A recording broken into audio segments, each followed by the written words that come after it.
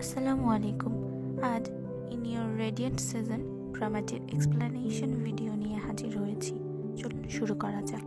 এপিসোডের শুরুতে আমরা ল্যাবের সিন দেখতে পাই, যেখানে আমাদের মেন লিড সিওনু চানকে দেখানো হয়, আর ফোনে তার মেয়েকে বলতে শোনা যায় যে সে রেডিওতে একটা মিউজিক শুনিয়েছে যা ঘুমের জন্য ভালো। যেহেতু তোমার ভালো ঘুম হয় না, তাই তুমি এটা শুনতে পারো। তারপর সিন চেঞ্জ হয় আর দেখানো হয় চান একটা গিফট প্রিপেয়ার করে, যা একটি কলম, আর তাতে হারান লেখা ছিল। সিন চেঞ্জ হয় আর আমাদের হারানকে দেখানো হয়। সে একটা ডিজাইনার কোম্পানিতে সেকেন্ড ইয়ার ইন্টার্ন হিসেবে কাজ করে। সে ডিজাইনার কন্টেস্টে বিজয়ী হয়। তারপর হারান চানকে ধন্যবাদ জানায় পেনটা গিফট করার জন্য, যার কারণে সে কন্টেস্টে বিজয়ী হতে পেরেছে। সিন চেঞ্জ হয়, হারান চানকে বলছে যে তার বৃষ্টি রাগের কথাটা অনেক ভালো লাগে, চানকেও সেইটা ট্রাই করতে বলে।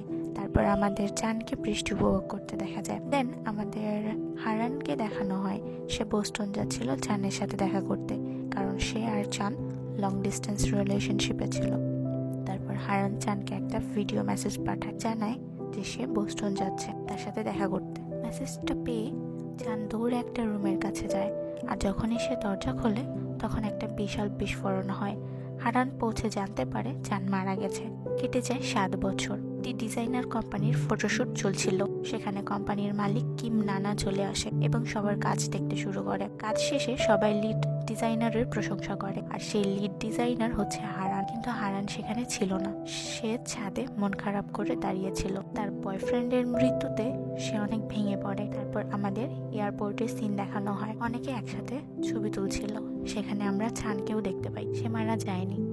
আগে চান ছিল খুবই চুপচাপ একটা ইন্ট্রোভার্ট ছেলে, তবে এখানে আমরা তাকে এক ভিন্ন রূপে দেখি। চান এবং তার কলিগ বেন কোরিয়া এসেছে একটা প্রজেক্টের কাজ করতে। পথে যেতে যেতে বেন চানকে বলে, পৃথিবীতে মনে হয় তুমিই একমাত্র যে সবার সাথে বন্ধুত্ব করে নাও। আমি কাউকেই প্লেনের সবার সাথে বন্ধুত্ব করতে দেখিনি।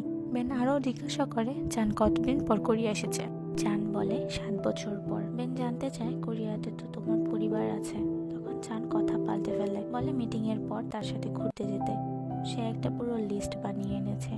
বেন বলে, না ভাই, তুমিই যাও, আমি তো ঘুমাবো। তারপর তারা তাদের প্রজেক্টের কাজে ইয়ন্তেসকের সাথে দেখা করে, আর সাথে সাথেই চান তাকে জড়িয়ে ধরে বলে, আমি খুবই এক্সাইটেড। তেসক তখন অনেক অবাক হয়ে যায়। তখন বেন চানকে সরিয়ে দিয়ে বলে, কিছু মনে করবেন না। চান অনেকটা গোল্ডেন রিট্রিভারের মতো, যে মানুষ খুব পছন্দ করে।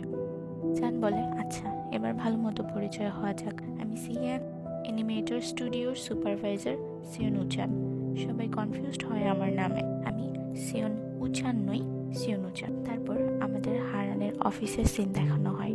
সবাই ডিনার পার্টির জন্য তাকে খুঁজছিল, কিন্তু হারান কারোর সাথে মেশে না। আমরা হারানকে একটি নিরিবিলি কফি শপে দেখি। শপটির মালিক পার্ক মিনজে। তার একটি কুকুর আছে, পার্ক জিনিয়াস। হারান সেখানে চানের দেওয়া পেনটি দিয়ে ড্রয়িং করছিল। অন্যদিকে আমরা চানকে দেখি সে একা একা ঘুরে বেড়াচ্ছে আর মজা করছে। তারপর আমরা দেখি মিনজে হারানকে একটি পেন্টিং এক্সিবিশনের টিকিট দেয়, আর বলে তার শপের কিছু রেগুলার কাস্টমার এক্সিবিশনটি অর্গানাইজ করছে, তাকে সেখানে যেতে। হারান রাজি হয়ে যায়। আমরা দেখি সেখানে চানও গিয়েছে। চান পেন্টিংগুলো দেখতে দেখতে একটি পেন্টিংয়ের সামনে যায়। তখন সে সেখানে হারানকে দেখতে পায়। প্রথমে চান ভুল দেখেছে ভেবে আবার দেখতে যাবে, ততক্ষণে হারান সেখান থেকে চলে গিয়েছিল। চান দৌড়ে যায় তার পিছে। সে হারানকে দেখতে পায়। হারান নিজ মনে একটি রাস্তা দিয়ে হেঁটে যাচ্ছিল। রাস্তায় কিছু কনস্ট্রাকশনের কাজ চলছিল। তার বিপদ হতেই যাবে, সেই সময় চান তার নাম ধরে ডাকে। হারান তখন থেমে যায় আর সে বেঁচে যায়। হারান পেছন ফিরে দেখার চেষ্টা করে, কিন্তু সে কাউকেই দেখতে পায় না। সিন চেঞ্জ হয় আর আমরা দেখতে পাই যে চান নানার কোম্পানির সাথে কস্টিউম কোলাব করতে এসেছে। চান একটি ক্যারেক্টার তৈরি করেছে ওন নামের, এবং তারা এসেছে যেন নানা তার বানানো ক্যারেক্টারের জন্য ড্রেস ডিজাইন করে। সব এক্সপ্লেন করার পর নানা রাজি হয়ে যায়। চান তার ইউএসবি নিতে যায়, কারণ তার ক্যারেক্টারের ভিডিও দেখানোর জন্য। এদিকে নানা ক্যারেক্টারটি দেখে বলে এটি অনেকটা হারানের মতো লাগছে। আসার সময় সেই গিফট করা কলমটি তার পায়ের কাছে এসে পড়ে। হারান এসে তার কলমটি চায় আর বলে, আপনি কি কোলাবের জন্য এসেছেন? চান বলে, হ্যাঁ। চান বেশি কিছু বলতে পারে না। হারানও তার কলম নিয়ে চলে যায়। চান নার্ভাস হয়ে ওয়াশরুমে যায়। সেখানে সে দেখে নানার কোম্পানির লিড ডিজাইনার হারান এবং এই কোলাবেরও লিড ডিজাইনার হারান। তারপর সে অগোছালোভাবে ফিরে আসে। আসার পর নানা তাকে হারানের সাথে পরিচয় করিয়ে দেয়। আর জিজ্ঞেস করে তার বানানো ক্যারেক্টার কি কারো উপর বেস্ড করে বানানো। চান বলে না। তখন সং হায়ং বলে নানা ভাবছে তার বানানো ক্যারেক্টারটি হারানের অনুরূপ। এটি শুনে চানের শক লাগে আর তার গায়ে কফি পড়ে যায়। নানা র্যামিকে বলে চানকে নতুন কাপড় দিতে আর 10 মিনিট পর আবার মিটিং শুরু করতে। র্যামি শার্ট নিয়ে এসে হারানকে বলে চানকে দিয়ে আস। চান চেঞ্জ করার জন্য শার্ট খুলে দরজায় পিঠ দিয়ে দাঁড়িয়েছিল। হারান এসে নক করলে কোনো উত্তর না পেয়ে দরজা খুলতেই চান পড়ে যায় এবং হারান তার ট্যাটু দেখতে পায় যেখানে লেখা ছিল মেমেন্টো মোরি, আর তার শরীরের জায়গায় জায়গায় পোড়া ছিল। হারান জলদি তাকে শার্ট দিয়ে চলে যায়। চান হোটেলে এসে বেনকে বলে সে ফিরে যাবে এবং এই প্রজেক্ট নিয়ে কাজ করবে না। আরও বলে সে ফিরে গিয়ে অন্য কাউকে তার জায়গায় দিয়ে দেবে। বেন তাকে বলে তোমাকে বিশ্বাস করে অনেক মানুষ এই প্রজেক্টে কাজ করছে, কিছুদিন পর ডিরেক্টর আসবে, তুমি বলেছিলে ড্রয়িং তোমাকে আনন্দ দেয়। বেন তাকে অনেক বোঝায়, চান মানতে চায় না। তখন বেন রাগ করে রুম থেকে চলে যায়। কিছুক্ষণ পর বেন ফিরে আসে, এসে দেখে চানের কোনো জামা কাপড় নেই। সে ভাবে চান হয়তো চলে গেছে। এই সময় ডিরেক্টরের ফোন আসে। ডিরেক্টর তাকে জিজ্ঞাসা করে কোলাবোরেশনের মিটিং কেমন হয়েছে।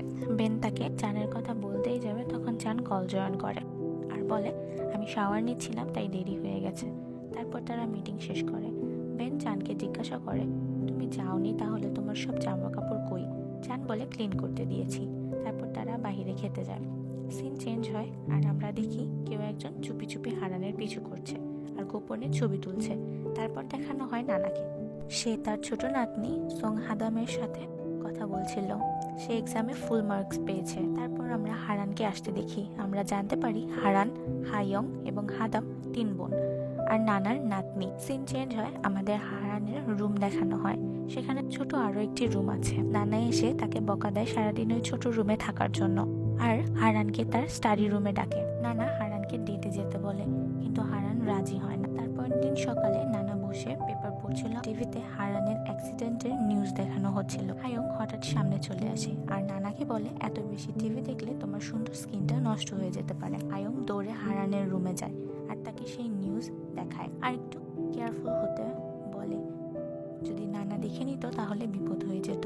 তারপর হারান খেয়াল করে নিউজে বলছে যে কেউ তার নাম ধরে ডাকে, তাই সে থেমে যায়। সেখানে চানের ফেস ব্লার করে দেওয়া ছিল কিন্তু তার শার্ট দেখে হারানের সন্দেহ হয়। হায়ং বলে সে তোমার নাম জানলো কিভাবে? তোমরা তো আগে থেকে একে অপরকে চিনতে না। সে আরো বলে এমনও তো হতে পারে যে সে চান নয় অন্য কেউ, কারণ এমন শার্ট তো অনেকেই পরে। এরপর আমাদের হারানের অফিসের সিন দেখানো হয়। সেখানে একটা মেয়ে এসে তাকে চানের শার্ট দেয় যেটা চেঞ্জিং রুমে চান রেখে যায়। হারান শার্ট মিলিয়ে দেখে আর তার পকেট থেকে সেই এক্সিবিশনের টিকিট পায়। তখন তার সন্দেহ আরো বেড়ে যায়। তারপর একদিন হারানের অফিসে কেউ হারানের অনেকগুলো ছবি পাঠায় যে হারানকে ফলো করছিল। সবাই হারানের জন্য চিন্তা করছিল।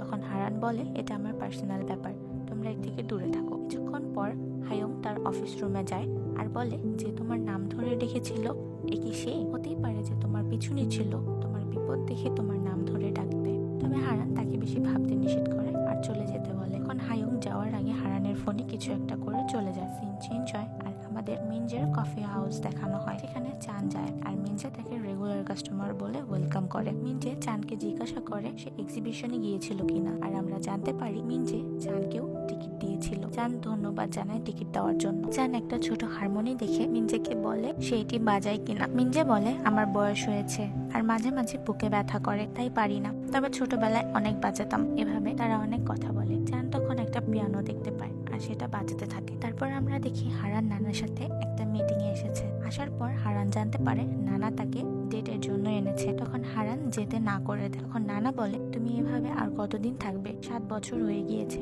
এখনো কি তুমি ভিটুর মতো পালিয়ে বেড়াবে? তখন হারান বলে আমি এভাবে বাঁচার রাস্তা খুঁজে নিয়েছি, আমি এভাবে কমফোর্টেবল ফিল করি, তবে আমি এভাবে বাঁচতে চাইনি। আমার ভয় হয় আমি যাদের ভালোবাসি তাদের হয়তো বা কিছু হয়ে যাবে, তাই আমাকে এভাবে বাঁচতে দাও। আমি চাই না আমার জন্য আরো কারো ক্ষতি হোক।